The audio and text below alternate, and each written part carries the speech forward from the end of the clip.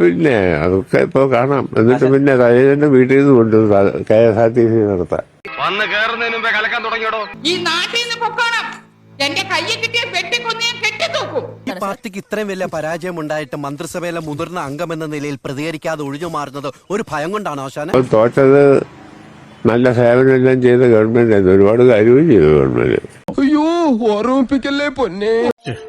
നിനക്കതൊക്കെ എങ്ങനെയാ സാധിക്കുന്നത്? എനിക്ക് സതീശൻ ഉണ്ടാക്കുന്ന കാണാമല്ലോ. കാണിക്കാം. പഴശ്ശിയുടെ യുദ്ധങ്ങൾ കമ്പനി കാണാൻ പോകുന്നതേ ഉള്ളൂ. എല്ലാവരും പെൻഷനും എല്ലാം മേടിച്ചു നന്നായി. ഈ ഡയലോഗ് ഞാൻ എവിടെയോ ക്ഷേമ പെൻഷനും മറ്റു ആനുകൂല്യങ്ങളൊക്കെ മുറതെറ്റാതെ വാങ്ങി തിന്നിട്ട് നാണമില്ലാതെ മാറ്റിക്കുത്തി. അതാണ് സംഭവിച്ചത്.